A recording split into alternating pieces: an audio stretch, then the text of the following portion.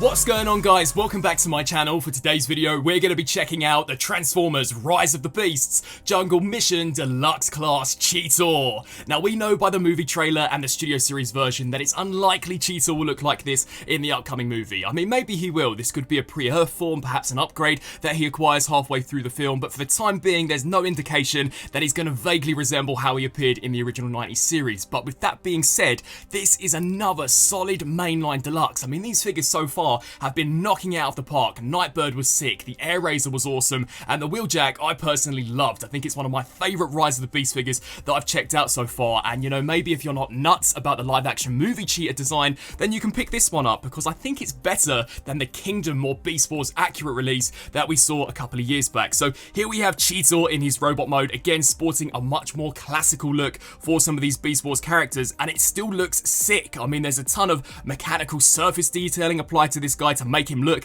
like he would blend in with real life, and I love the head sculpt and just the colour. You know, that's one thing I think is an improvement when in comparison to the movie design, is the colour of this guy just pops. It is so badass. You can see here for the head we get multiple mechanical panels, which I love about my Bayformers, so to see that return for the upcoming movie is so awesome. I will say the head does appear to be a little too small when in proportion to the whole body. I mean, it's not a massive deal breaker, but it was just something I noticed. Now as we come here to the chest, you know, again, unlike the Studio Series version, we get the Cheetor head slap bang in center, which I'm not the biggest fan of. I like it when they give original takes on these characters for the live action movies, but if you're a fan of Beast Wars, I'm certain you guys are going to love it. And we again get some really nice mechanical tubing kind of plugging itself into the neck of this Cheetor, which looks sick, and we get the Maximal logo for the live action movies, and I just cannot wait to see these Maximals on the big screen. It's going to be so awesome. But here for the arms, you know, we get some of that realistic texture detail, which we have seen in the trailer, so we know that the Maximals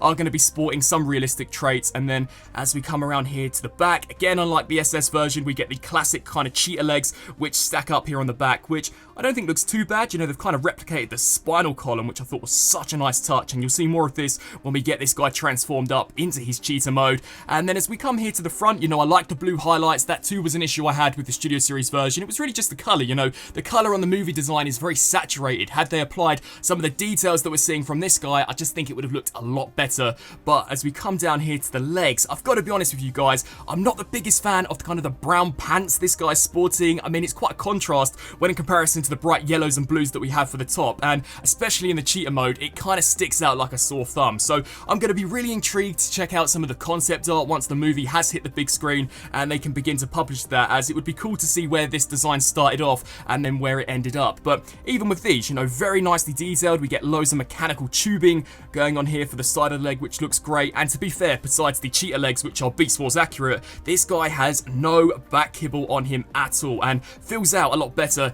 in my opinion, than the Kingdom release. Now, in terms of articulation, this is where I think these mainline figures are off the charts, because this guy is super dynamic, super agile. So we get a wicked ball joint here at the head. It can look up to a terrific range. I mean, that is so sick. It can turn left to right, a Predacon. The shoulders too can also rotate left to right on a ball joint. Nice bicep rotation, 90-degree bend at the elbow, and the wrists are a bit strange because they have this massive ball peg which can angle inwards. I'm not sure why. You know, it's not due to transformation or anything, and because it's the Cheetor head, we get a bit of jaw articulation, so you can have him go when he sees Scourge on the battlefield, which kind of explains why he has brown pants. Here for the waist, this too can also rotate left to right. We get some sick joints here out the hips. They can go out to the sides. Thigh rotation, slightly past 90 here at the knee, which also is pretty cool. And then finally for the ankles, these can rock side to side, and due to transformation, can pivot up and down, which I thought was awesome, especially for getting this guy into some of those more dynamic poses. Now, when we talk accessories, this is where things kind of get a bit vanilla, because as you guys will recall, I hate the tail whip, and that's exactly one of the weapons we get here with this Rise of the Beast Cheetor. Now, in its defense, it is painted so much nicer than the version we saw for Kingdom, and to be fair, the mechanical detail we have here looks better than the Studio Series tail. So, you know what, I mean, I guess I'm going to give it a slight pass, but I just think it's lazy to rip off the tail of the robot and say, hey, here's your weapon. You know, it doesn't really make the transformation interesting, but very nice gunmetal silver. This piece does open and close due to transformation, and yeah, I mean, you can hold it as some kind of tail tail whip. I don't know if he's going to use this in the movie. I guess only time will tell, but one of the biggest improvements this figure has when in comparison to Kingdom is we get the gut gun, which I was so happy to see. I mean, why was this so hard for Hasbro to do back in the Kingdom line? And this looks great. I mean, very classical looking in terms of a Beast Wars gut gun, made out of 2 types of plastic, which I don't think looks too bad at all, and very nicely detailed. Now, if you didn't want Cheetor using this to defend himself when in battle against the Terracons, you can come around here to the back and smack it into this tiny port. Now, as we get stuck into the size comparisons, here we have the Rise of the Beast Cheetor alongside the Kingdom version, which I've been pretty much slagging off throughout the majority of this review, but like I said previously, I think this is a better mold when compared to this guy because the proportions and just the way he looks from pretty much every single angle is just better. With this Kingdom release, you know, some angles looked a little janky, especially here in the head department, and the transformation on this guy is way nicer when in comparison here to the Kingdom release. And like I said before, you know, maybe if the Movieverse design isn't your jam and you just want a more Beast Wars accurate Movieverse Cheetor, then I think this one is going to fill that void perfectly. Now, depending whereabouts you guys are in the world, this may or may not be a single standalone release. So, for example, I think in the US, there's going to be a buzzworthy Bumblebee 3-pack, which consists of Cheetor, Wheeljack, and Nightbird, whereas places like Japan, they are going to be standalone deluxe releases. So, if you don't want the whole 3-pack, then maybe just hold out, because 9 times out of 10, they'll probably also see individual releases here over in the UK or in the US. But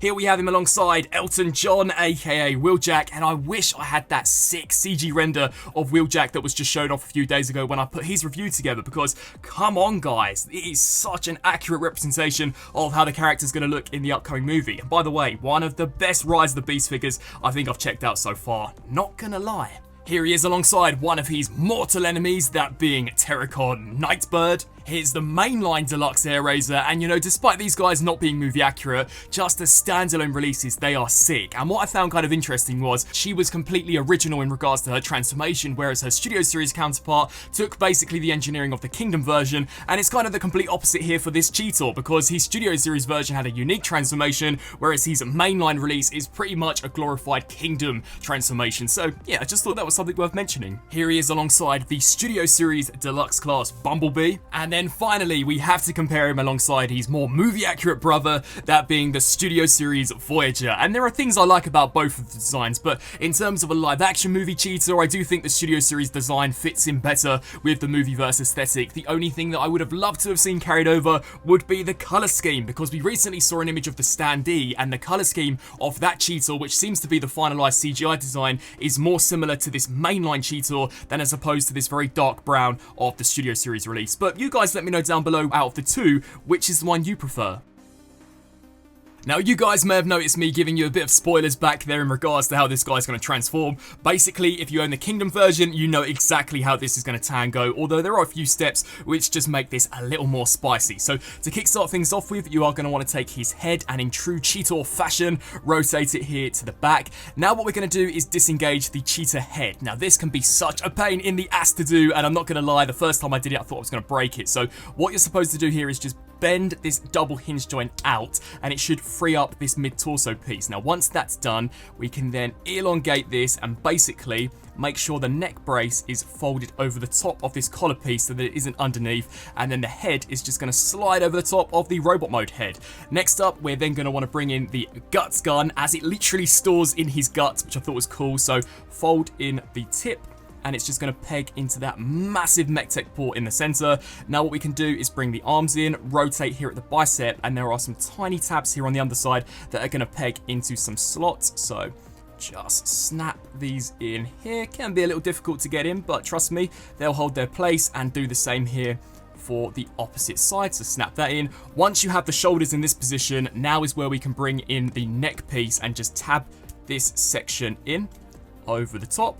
Then what you're going to want to do is take these forearm guards and rotate these pieces upwards, as they'll basically conceal the biceps, which I thought was a pretty neat trick in regards to transformation, and do the exact same here for this side. Next up, you're going to want to take the cheetah legs, bring these around, and then just arch these panels here down. So that's pretty much the front of the beast mode fully transformed. Now we're going to come here to the legs, which, you know, are a little less original in regards to their conversion. So rotate here at the thigh. What we're then going to want to do is take this panel, pull this section down, and then what you'll be able to do is rotate the foot all the way around just like that. then collapse the panel inwards, and then here for the knee, bend it until it does soft click into place. So do the same here for this side, bring this panel out, rotate this here all the way around, and then snap that in there. We can then shift that up until it soft clicks. And just to finish things off with, my least favorite part about the conversion, bring in the tail whip, fold this tip down, smack it into his ass, and basically the knee joints are going to stow away in this little circular cutout, which has been detailed pretty nicely to be fair, and then these tiny little notches will peg into those tabs. And here we have Cheetor in his cheetah mode, and I'm going to be real with you guys, I think this is better looking than the Studio Series version, and when you compare it again to that standee that was shown off a couple of days ago, it looks to be near enough spot on. So I'm not sure if it's going to be a case that the mainline figures are more accurate in their beast forms, whereas the SS versions are more accurate in their robot modes. I guess only time will tell, but even the colour appears to be a little more accurate when compared to the SS version. So yeah, I'm quite looking forward to seeing how these are eventually going to materialise in the movie, but in terms of the beast form, I mean, this thing actually looks like a cheetah and not like some dog on steroids like we saw with the SS version. But as we check out the face sculpt, I mean, that looks so sick. Literally a cybernetic Cheetor, you know, there are multiple multi-layered panels on this guy. You can see more of that spinal detail, which I showed off in the robot mode. I love the way the kind of musculature detail has been sculpted here for the shoulders, and the neck region is just so sick with those tubes, which again, appear to plug into the neck. And we come to the back, and I have no idea still why he has the brown pants. It really does stick out like a sore thumb even more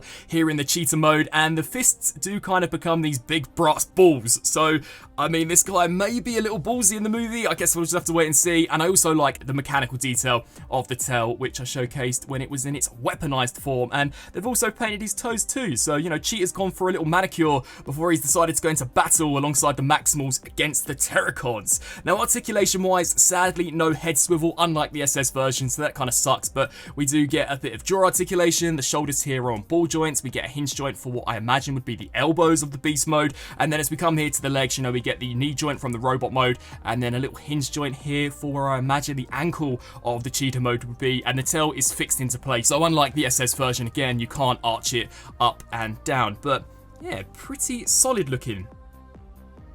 Now, as we leap into some of the Beast Mode comparisons, we have the Rise of the Beast version on the left and the Kingdom on the right. And I'll say this, the Kingdom version definitely cleans up so much nicer, especially here in the torso, whereas this one sadly did have quite a bit of robot junk hanging out, and those brown legs weren't doing it any favours at all. In terms of which one I like more, you know, this is really just going to come down to personal preference. Because I'm an absolute sucker for the Michael Bay movies, I love the extra kind of realistic surface texture detail that we have here from some of the cybernetic panels for the Rise of the Beast version. But you know, if you're into your beasts looking slightly more realistic, which let's be honest makes more sense for robots in disguise, then I can see the Kingdom Beast mode appealing to you guys as well. And talking of realistic, here we have both Rise of the Beast Cheetors, and I would absolutely love to know what concepts each design team was handled, because these literally look like completely different characters. I mean, not only is one a Deluxe and one's a Voyager, but the colours, they really don't look anything like each other. I mean, not even the details of their cheetah modes, they are worlds apart. So it is going to be quite fascinating to see which one is more accurate to the movie. Because this is Studio Series, you know, maybe this one is, but if we go back to that official standee that was recently put out, this one looks to be more accurate. So, you know, I guess it's just going to be a case of waiting for the movie, but yeah, I mean, they're both cool. If I was to choose one out of the cheetah mode, I think I'd go with the Deluxe version, because again, I think it looks more like a Cheetor, and I like the colour than as opposed to the brown. Sticking with a few more beast comparisons, here we have the mainline Air Razor, and you know, maybe if these Studio Series versions don't float your boat, there's going to be a lot of other options out there, because I know there are plans for a mainline Rhinox and Optimus Primal, and just by going by the vibe these two give me, I think they're going to be a little more Beast Wars accurate than as opposed to movie accurate. So if you're not a fan of the movie designs, then I think these mainline figures are going to have you covered, and yeah, they look pretty decently sized, especially if you were to judge by that original 90s series. Here he is alongside one of his 3-pack mates, that being the Terracon Nightbird, Rise of the Beast Elton John, aka Wheeljack. And a comparison you guys know I just have to pull off. Here we have him rolling out alongside Bumblebee like we saw months ago in the teaser trailer. Come on, Paramount, it's about time I used new shots in these reviews, because it's been so long since that last trailer. But you know what, am I crazy, or do these scale a little better than how the Voyager Studio Series version scaled with this Bumblebee? And wrapping up on this review for the Transformers Rise of the Beast Deluxe Class Cheetor. Overall, for a standalone Deluxe, you know, this guy's sick, and to think he's going to come packaged with 2 other really awesome figures, I think it's going to make for quite a cool kind of movieverse box set, which unfortunately we don't tend to see many of nowadays. I think in terms of the robot mode, yes, it's not accurate to what we've seen so far from the movie, but it's still a very nice take on Cheetor. It's basically that 90s design with a ton of mechanical detail, just to make him look like he would fit in with the movieverse. I think the accessories are a little lame. You know, the gut gun is awesome, but the tail whip, I hate the tail whip. I just think it's so lazy from an engineering perspective and so lazy weapon-wise. Transformation, very similar to the Kingdom version. To be fair, it's basically that conversion just on steroids, as it has a few extra steps to make it just a little more original. And then we get stuck into the Cheetor mode, which, judging by a few of the promotional material that is out there, seems again to be pretty accurate, but the Studio Series version seems to be a completely different character, so I just don't know which design is going to make it into the movie. You know, we've only got a few months ahead of us, so don't have to wait too long to find out. And I think it's a pretty nicely done Cheetor. Still have no idea why he's got brown pants, but yeah, it's a pretty cool figure. If the movie design doesn't float your boat and you want something more Beast Wars accurate, then I think this is a nice one to pick up, and in my opinion, just overall, it's a better Cheetor than the Kingdom release. I'd love to get your thoughts down in the comment section below, and until my next review, I'll see you then. Thanks for watching.